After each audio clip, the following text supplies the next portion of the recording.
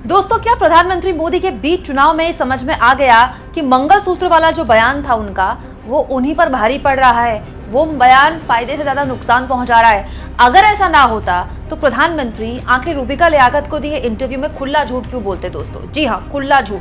प्रधानमंत्री नरेंद्र मोदी इंटरव्यूज दिए जा रहे हैं आजकल, आपको पता ही है। इस बीच रूबिका लियाकत को भी उन्होंने एक इंटरव्यू दिया न्यूज़ 18 के लिए। रूबिका ने इस पर सवाल पूछा कि आपने मुसलमानों के लिए घुसपैठी है और ज्यादा बच्चे पैदा करने वाले जैसी बातें क्यों बोली। आपको याद होगा, करीब 3 हफ्ते पहले राजस्थान के बांसवाड़ा में पीएम मोदी ने एक रैली में सबसे पहले बयान दिया था। उसके बाद पीएम मोदी लगातार अपनी कई रैलियों में ये बात बोल चुके हैं कि कांग्रेस के मैनिफेस्टो में लिखा हुआ है कि वो अगर सत्ता में आई तो हिंदू महिलाओं के गहने मंगलसूत्र छीनकर उनमें बांट देगी जिनके ज्यादा बच्चे होते हैं, जिनको मनमोहन सिंह कहते थे कि संपत्ति पे पहला अधिकार उनका है। इसको लेकर रूबिका लियाकत ने पीएम मोदी से सवाल पूछा तो प्रधानमंत्री पलट गए। मोदी जी कहते हैं, किसने कहा कि ज्यादा बच्चे केवल मुसलमानों में है? मैंने तो बात मुसलमान शब्द बोला ही नहीं, मैंने तो मुसलमानों का जिक्र किया ही नहीं। बहुत से हिंदू भी हैं जिनके घरों में ज्यादा बच्चे होते हैं। मैं हैरान हूं दोस्तों कि रूबिका लियाकत या तो खबरों में रहती नहीं है, उन्हें पीएम मोदी के बयान याद नहीं है। वो बयान जिसको लेकर सबसे ज्यादा विरोध हुआ उनका लगातार हो रहा है, वो बयान जिसको लेकर चुनाव आयोग तक चला गया कांग्रेस, लेकिन रूबिका लियाकत को वो बयान याद नहीं है। या फिर पीएम मोदी खुद चाहते हैं कि वो इस बयान को भूल जाएं। अगर ऐसा है दोस्तों, तो मैं आपको पीएम मोदी को और रूबिका लियाकत को वो बयान याद दिला देती हूँ। करीब 3 हफ्ते पहले मुस्लिम शब्द का इस्तेमाल करते हुए पीएम मोदी ने राजस्थान के बांसवाड़ा में क्या बोला था, सुनिए।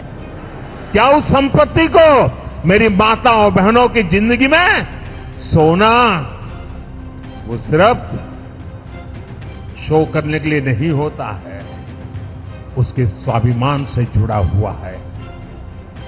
उसका मंगलसूत्र वो एक सोने का कीमत का मुद्दा नहीं है, उसके जीवन के सपनों से जुड़ा हुआ है।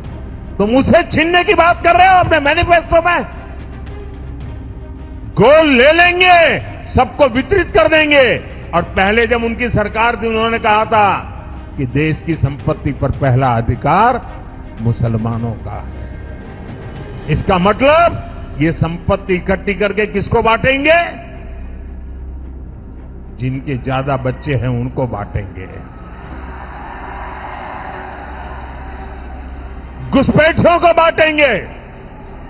क्या आपकी मेहनत की कमाई का पैसा घुसपैठियों को दिया जाएगा?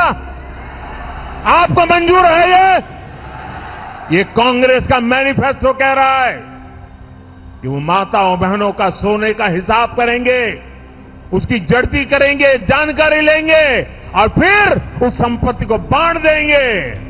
और उनको बांटेंगे जिनको मनमोहन सिंह जी की सरकार ने कहा था कि संपत्ति पर पहला अधिकार मुसलमानों का है। कमाल की बात है दोस्तों, प्रधानमंत्री का ये भाषण अभी भी पब्लिक प्लेटफॉर्म में है। रूबिका चाहती तो फोन निकालती और पीएम मोदी को सुना देती, देखिए आप बोल रहे हैं कि ये बयान आपने गरीबों के लिए इस्तेमाल किया था, हर धर्म के गरीबों के लिए बोला था, और आप खुद मुस्लिम शब्द का यहाँ पर इस्तेमाल कर रहे हैं, डॉक्टर मनमोहन सिंह के बयान की याद दिला रहे हैं। और दूसरी बात, अगर प्रधानमंत्री ये कह रहे हैं कि वो गरीबों का गरीब शब्द को संबोधित कर रहे थे, मुस्लिम शब्द को संबोधित नहीं कर रहे थे, तो क्या पीएम मोदी ये कहना चाह रहे हैं कि कांग्रेस पार्टी का वोट बैंक गरीब है?